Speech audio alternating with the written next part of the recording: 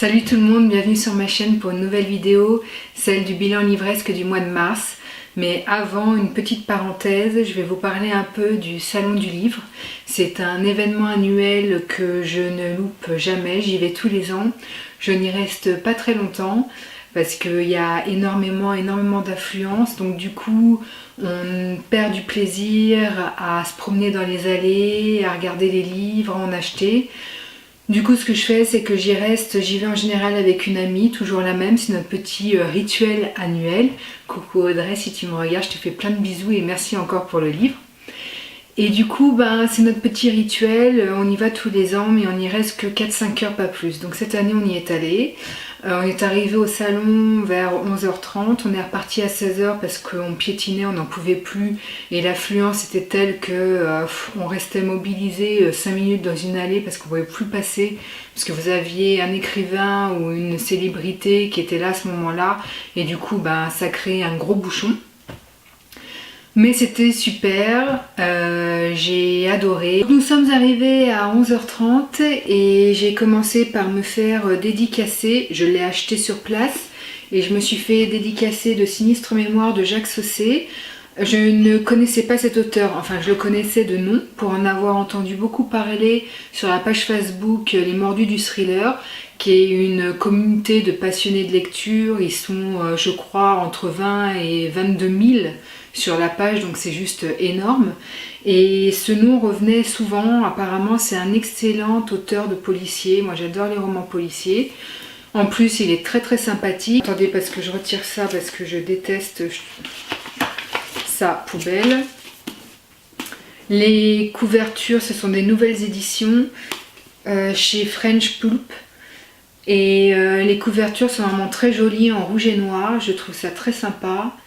Voilà, j'ai cru que j'avais acheté le premier de la série d'un certain inspecteur de police et en fait non, c'est pas le premier. Du coup je me suis commandé le premier volume de la série chez mon libraire habituel. Voilà, et il m'a dédicacé le livre. Pour Carole, bienvenue dans cette intrigue, 3 petits points, de Sinistre Mémoire, bien amicalement, Jacques Saussé. Voilà. Un livre que je lirai dans les prochains mois, je ne sais pas encore quand, tellement ma pile à lire est importante. Un auteur que je ne connais pas du tout, c'est du thriller psychologique, Béa Paris, donc qui a écrit Défaillance, c'est pas son premier roman. Je ne la connais pas, c'est aux éditions Hugo Thriller, mais j'en ai entendu pas mal parler sur Instagram. Et bon, les avis sont un peu mitigés. Certains trouvent que c'est vraiment très bien, d'autres moyens. Je trancherai, je verrai bien, mais comme elle était en dédicace au salon, je me suis dit que c'était l'opportunité de me faire dédicacer un de ses livres, surtout que quand je suis arrivée, il n'y avait pas du tout de queue pour elle. Voilà, je suis venue au dernier moment en même temps, donc je pense que tous ceux qui voulaient une dédicace de sa part l'ont eu. Donc c'était très bien, du coup je me suis procuré le livre au salon, c'est l'un de mes achats, et je me suis fait dédicacer le livre. Pour Carole, je vous souhaite une très bonne lecture. C'est un livre que je lirai prochainement, je pense, soit le mois prochain, soit le mois d'après. Ensuite on continue, la troisième et dernière dédicace, je me suis fait dédicacer que 3 livres, 4, mais ces deux-là c'est du même auteur, Mathieu Ménégo. Donc je me suis fait dédicacer Je me suis tue et Un fils parfait. C'est pas des livres que j'ai achetés au salon, je les ai ramenés de chez moi parce qu'il n'en a écrit pour le moment que 2. Et j'avais les 2 dans ma bibliothèque, donc du coup je les ai ramenés. Sachant que son prochain livre sort le 2 mai prochain, son 3e livre, voilà, ce sera... C'est un auteur que j'adore, il écrit des courts récits. Ils ont à peu près 200 pages, même pas, 180, 190 pages. Voilà, donc pour les 2 volumes, c'est le même nombre de pages approximativement.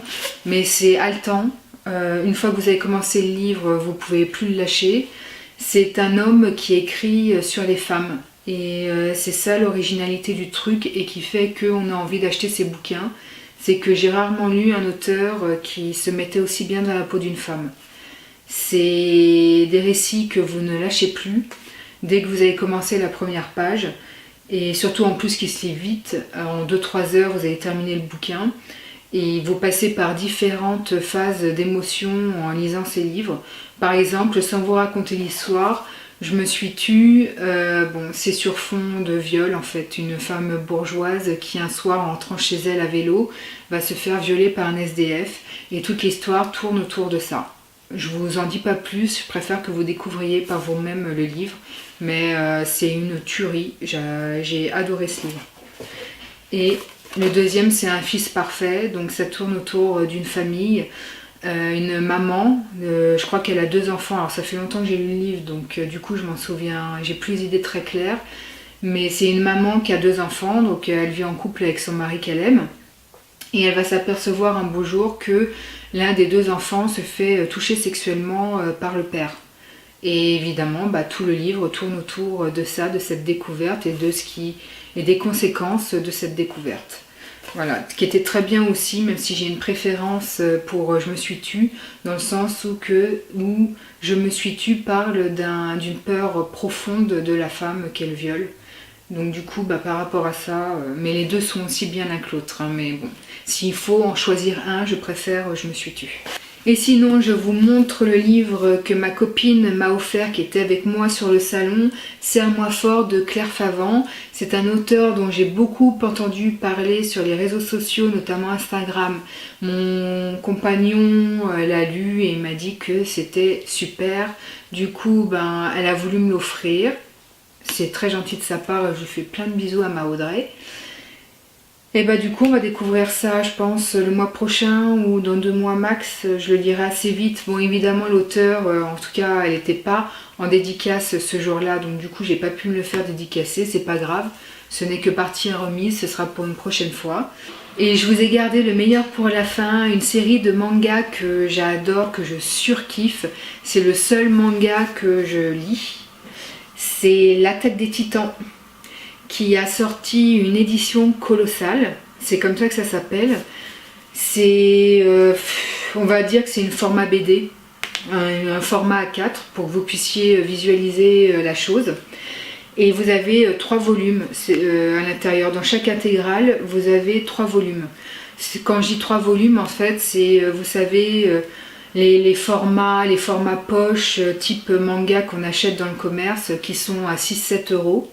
Donc vous avez 3 volumes dans une édition colossale. Elles sont magnifiques. Comme c'est une série que j'adore, évidemment j'ai voulu les avoir dans cette édition. Pourquoi c'est une série que j'adore? Parce que les titans, je les trouve terrifiants. Ils sont super beaux. Enfin, je les trouve super beaux.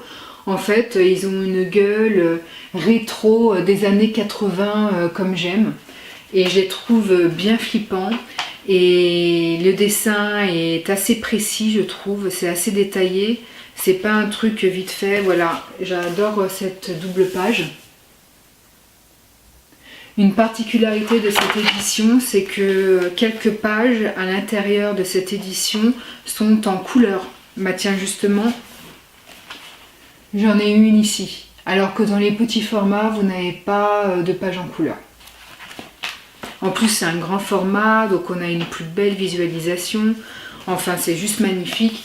Et en plus vous avez vraiment une histoire qui tient debout, qui est cohérente, qui est détaillée, une vraie histoire ça. Alors en fait c'est... vous avez des titans qui apparaissent du jour au lendemain, on ne sait pas du tout d'où ils viennent, comment ça se fait qu'ils sont là. Et qui vont détruire l'humanité. Le peuple survivant, c'est-à-dire une petite poignée de gens ayant survécu à cet apocalypse, vont essayer de trouver les moyens de les combattre et de mettre un terme à leur suprématie sur Terre. Passons maintenant au bilan livresque du mois de mars. J'ai lu 6 livres ce mois-ci, 3 romans policiers, un roman contemporain, un young adulte et une new romance. Je n'ai jamais lu de new romance, donc ça a été mon premier ce mois-ci. Commençons par le très attendu Joël Dicker, avec La disparition de Stéphanie Meller aux éditions de Fallois. C'est un roman policier, celui que j'attendais particulièrement en cette année, parce que Joël Dicker, il sort un livre tous les 3 ans, Et son premier roman avait été un véritable coup de cœur. Il s'appelait La vérité sur l'affaire Harry Kéber et je l'avais adoré comme des millions de gens. Du coup, on est nombreux à s'être précipités le jour de la sortie de ce bouquin. Je crois qu'il est sorti le 7 mars de mémoire, j'espère que je vous dis pas une connerie. L'histoire se situe à Orphea, dans la banlieue de New York, où la ville est témoin d'un quadruple meurtre. Celle du maire, de son épouse, de son fils et puis d'une joggeuse qui passait par là au moment des faits. On est en 1994 à l'époque. Les enquêteurs pensent avoir mis la main sur le meurtrier, sauf que 20 ans plus tard, une journaliste remet l'enquête en question et leur met la puce à l'oreille en leur indiquant qu'elle pense qu'ils se sont trompés de coupable. Et ce qui va être la conséquence de ça, c'est que cette journaliste apparemment sait trop de choses puisqu'elle va disparaître du jour au lendemain. Du coup, l'enquête va être rouverte et les mêmes enquêteurs vont se pencher sur la question de savoir ce qui s'est réellement passé en 1994 dans cette petite ville pourtant très tranquille en apparence. L'histoire reste prenante malgré quelques longueurs parce que c'est quand même un pavé de plus de 600 pages, écrit serré, donc une écriture pas très aérée.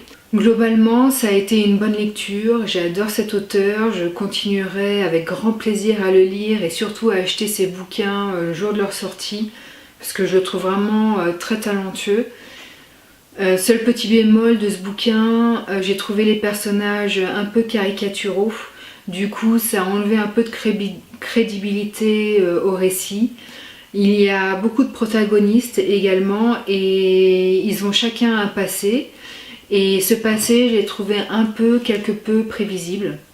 Donc ça a été les deux petits défauts du bouquin. Sinon, pour le dénouement, je m'y attendais pas. Et la construction du livre, je la trouve toujours aussi bien. C'est juste que dans ce récit-là, il m'a manqué l'humour que j'avais adoré dans la vérité sur l'affaire Harry Kéber. J'avais adoré l'humour, j'avais adoré le fait d'être manipulé régulièrement par l'auteur, ce qui n'a pas été le cas ici, et c'est dommage. Voilà, sinon ça reste vraiment une bonne lecture que je conseille. Si vous ne connaissez pas cet auteur, il faut absolument que vous le découvriez. Si vous ne le connaissez pas, par contre, achetez La vérité sur l'affaire Harry Kéber. On continue avec le roman policier L'aliéniste de Caleb Carr aux éditions Presse de la Cité. Nous sommes au 19e siècle et des jeunes garçons sont retrouvés atrocement mutilés dans les quartiers pauvres de New York. Ce sont des garçons qui travaillaient dans des bordels. Et évidemment, ces morts n'intéressent pas la police parce que ces jeunes garçons sont pauvres et étrangers. C'est un journaliste qui va mener l'enquête avec un aliéniste. Ils vont mener l'enquête en fait par humanité et par curiosité. Alors, qu'est-ce qu'un aliéniste ? Parce que moi, je vous avouerai que je me suis posé la question et j'ai dû faire une recherche Google parce que je ne savais absolument pas quel était ce terme. Alors en fait, c'est un médecin spécialisé dans l'étude et le traitement des maladies mentales. Ils vont donc tous deux mener l'enquête et ils vont s'allier évidemment avec quelques autres personnes qui vont se joindre à leur petit groupe.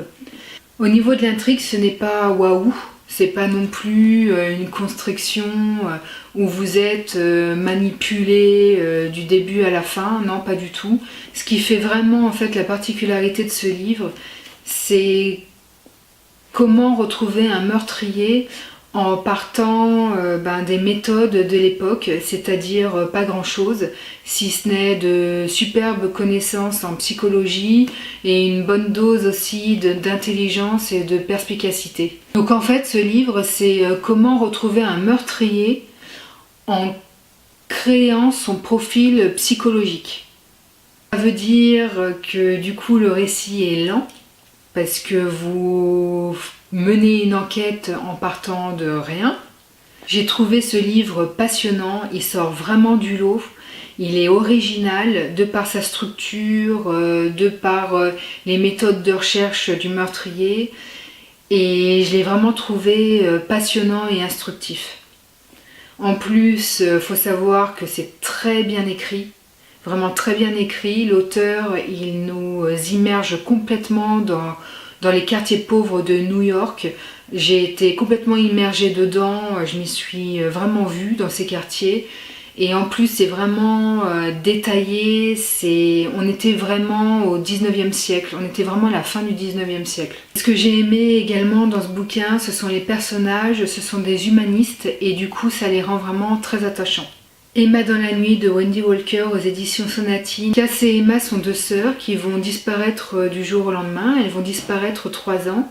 Et au bout de ces 3 ans, seule Cass va revenir au foyer familial. Donc voilà, qu'est-ce qui s'est passé pendant ces 3 ans? Et surtout, qu'est devenue Emma? Où est-elle? Est-elle encore vivante? Voilà, l'histoire tourne autour de cette question. J'ai détesté les personnages, mais vraiment. Ils sont antipathiques au possible, vous avez tous envie de les baffer à chaque page. Donc déjà, si vous aimez éprouver de l'empathie pour des personnages, si vous aimez éprouver de l'émotion, que les persos vous attendrissent, etc., c'est mort avec ce livre. Pour le dénouement, je m'y attendais pas, donc au niveau du dénouement, c'est plutôt une réussite. La construction, est plutôt bonne et pas mal, on va dire. Par contre, l'enquêtrice du FBI, qui est en fait la psychologue du FBI, j'ai trouvé qu'elle avait une approche qui relevait plus du flic que du psy. Donc ça m'a un petit peu déplu, mais bon, à la limite, voilà. Emma dans la nuit, c'est du thriller psychologique, et ce que j'ai vraiment aimé dans ce livre, par contre, là c'est vraiment un bon point, c'est l'étude sur le narcissisme, parce qu'en fait c'est un foyer familial dans lequel Emma et Cass sont baignés, ont grandi, ont été élevés, et qui est un foyer, on va pas dire si c'est un foyer toxique, vraiment toxique, avec une mère narcissique. Et ce que j'ai trouvé de bien dans ce livre, c'est qu'on va se pencher sur cette question du narcissisme. Donc vous allez me dire, oui mais le narcissisme, c'est un défaut, c'est quelqu'un qui se regarde le nombril, qui s'aime, etc. Sauf que la question ne s'arrête pas là, c'est beaucoup plus profond que ça en fait. C'est beaucoup plus complexe. Et on apprend plein de choses du coup sur le narcissisme, et ça c'est vraiment le point positif du bouquin. Vraiment cette étude du narcissisme dans une famille vraiment toxique. Et en fait, Cass, elle revient au bout de ses 3 ans et elle va se plonger dans ses souvenirs. Tout le livre, c'est ça. Du coup, on va comprendre un peu le fonctionnement de cette famille, de cette mère narcissique.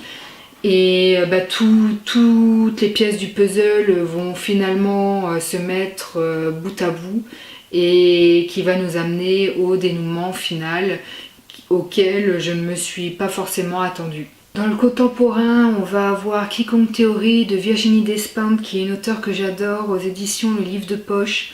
On y retrouve la plume toujours aussi franche et crue de Virginie Despentes.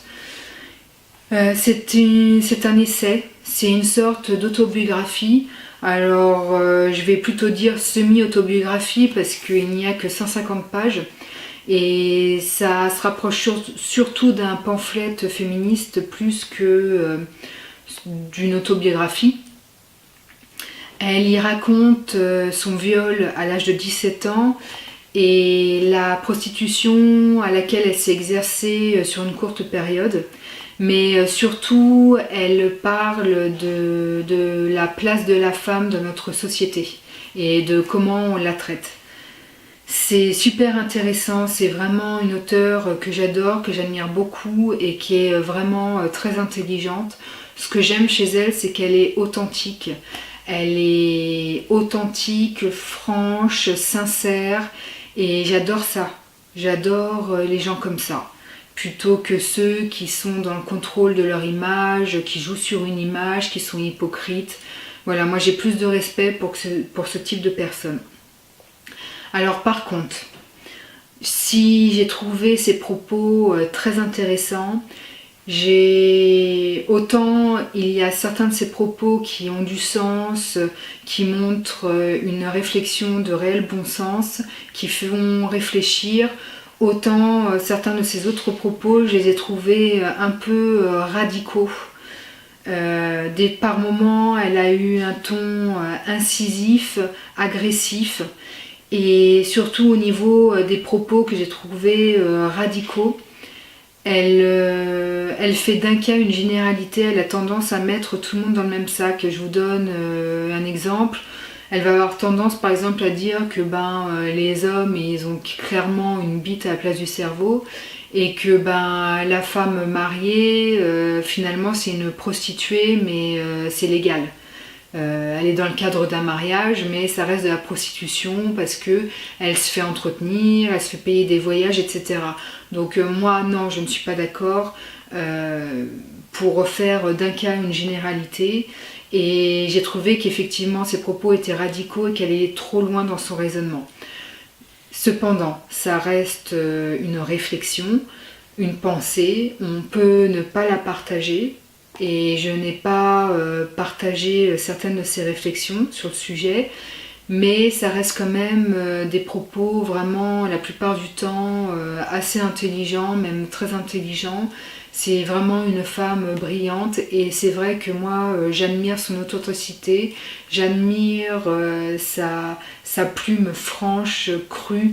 Vraiment il n'y a aucune concession avec cette femme et je l'adore. Un livre Young Adult, 54 minutes de Mariek Nijkamp aux éditions Hachette. Un livre qui ne m'a absolument rien apporté. Je suis un peu réfractaire au niveau du young adulte, j'en lis parce que j'en entends tellement parler sur les réseaux sociaux que du coup je suis forcément un peu influencée et j'ai envie de m'y mettre. Sauf que celui-ci, voilà, je l'ai trouvé moyen. Pourtant le thème était très accrocheur et c'est pour ça que je l'ai lu. En fait ça parle d'une fusillade dans un lycée. Donc c'est quand même un thème qui est très actuel. Et j'ai voulu le lire parce que je m'intéresse au sujet et surtout je voulais savoir comment des étudiants face à un tel drame réussissent à faire face à ça. Pendant la fusillade, quelles sont leurs émotions et surtout après, comment ils survivent à ça.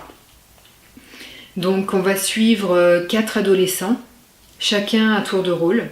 Donc un chapitre un ado, un chapitre un autre, etc. Et la fusillade a eu lieu. Donc on les suit, ils parlent de leur passé, de leur vie de famille, enfin comme si un peu leur vie défilait. Et si vous voulez, ces 4 ados, ils ont tous été très malmenés par la vie de base. Vous avez par exemple une ado qui a perdu sa maman dans un accident de voiture. Bon ça arrive, hein. Mais le père, il sombre dans l'alcool, il bat ses enfants. Donc là, on se retrouve un peu dans un cliché. J'aime pas trop ça, les clichés. Ensuite, vous avez une maman d'un des autres ados qu'on va suivre dans le livre qui souffre d'Alzheimer. Voilà, ils ont tous été super malmenés par la vie. J'ai trouvé du coup qu'on sombrait dans le pathos.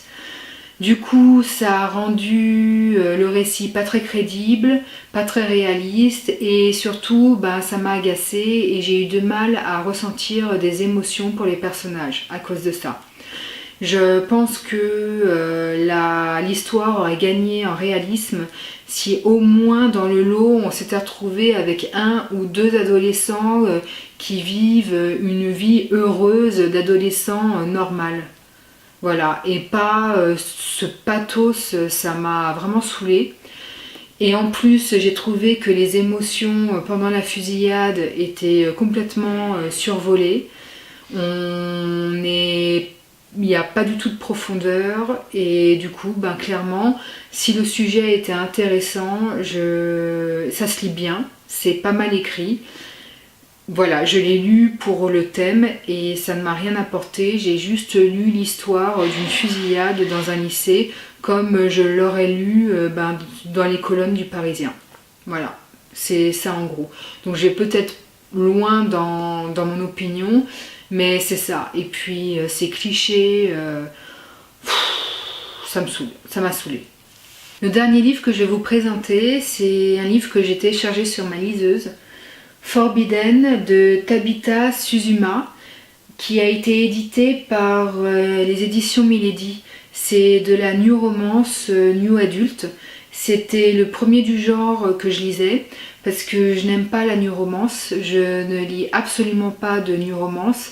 Alors c'est pas que j'aime pas parce que je connais pas réellement, mais si vous voulez, les romances érotiques, etc., ça m'intéresse pas, c'est comme ça. Et j'ai voulu essayer parce que j'avais vraiment entendu sur les réseaux sociaux, sur Booktube, sur Instagram, beaucoup d'avis dithyrambiques sur ce bouquin. Ce livre parle d'inceste entre un frère et une sœur. Alors si vous voulez, ils sont 5 dans la famille et le papa les a abandonnés quand ils étaient jeunes. Et la maman, elle est complètement à l'ouest, elle a complètement abandonné son rôle de mère, elle est devenue alcoolique. Et du coup, ce sont les 2 aînés qui gèrent leurs petits frères et sœurs. Donc ils s'appellent Locan et Maya. Et du coup, c'est eux qui qui portent la famille à bout de bras. Alors moi, ce livre m'a fait penser à la série télé Shameless. Pour ceux qui connaissent, vous avez la version anglaise et la version américaine. Et dans cette série télé, vous avez pareil cette famille avec des parents alcooliques, la mère qui les a abandonnés, et ce sont les enfants qui se gèrent eux-mêmes. Et ça m'a beaucoup fait penser à cette série télé, avec le trash en moins, puisque dans la série télé, ça fornique partout, ça parle de godemichesse, et ils ont vraiment une vie un peu débridée, pas dans le livre. C'est une famille plutôt structurée dans le bouquin, au niveau des frères et sœurs, je veux dire. J'ai trouvé l'histoire très cohérente. Et du coup, si vous voulez, on perçoit ces 2 aînés plus comme un couple que comme frères et sœurs.